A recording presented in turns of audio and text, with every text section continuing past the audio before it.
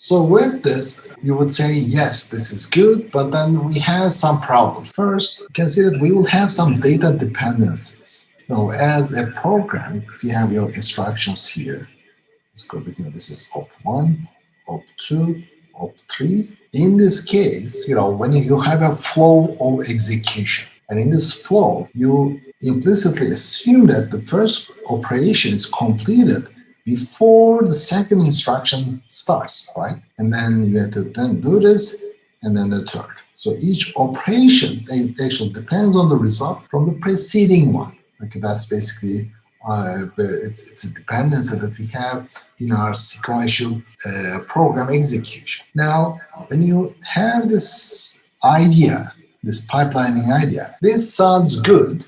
This sounds good, but then you still have the following problem that once the instruction is in here and say that say this is op1. Let's take this for example as my op1 is in here. Then my op2 gets into the pipeline, right? Or in the worst case, maybe let me just so like in the when op1 is here, then op2 is here, and then op3 is here. Now you can see that my op1 is still not computed here, not computed here.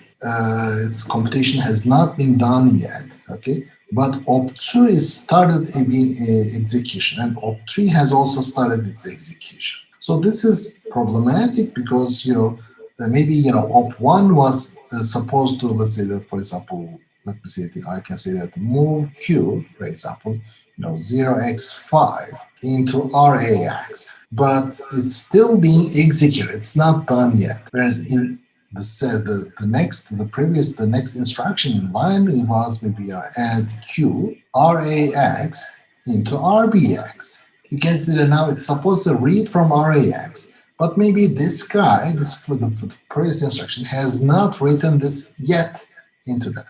And maybe I have another one that's say sub q RCX and then maybe RBX. Okay, you can see that I have these dependencies which we call data dependencies or data hazards, which makes it much tricky to implement these pipelining concept because we always have this feedback loops and then each instruction is not completed before the new ones enter. So this is bad because in this case our pipelining has changed the behavior of our system and hence it doesn't basically it's not acceptable. So we call this so what we did was we moved from sequential to what we call pipelining. But then with pipelining, then we had this problem of what we call data dependencies. And you can see this is in Y8664. I'm moving IR move 50 to RAX, and then in the second instruction, I need to use this, and then I have MR move Q basically, and then again you can see this data dependencies in the process. And these typically happen because the result of one instruction is used as an operand for another one. Okay, this is called the read after write dependency. And this is actually very common in our actual programs. You have seen this. Okay. Now what we need to do is we need to treat this. So the pipelining idea was good. We like it, but it doesn't work in a straightforward way. So we have to make sure that our pipeline handles them properly to get the correct results and with minimum performance impact.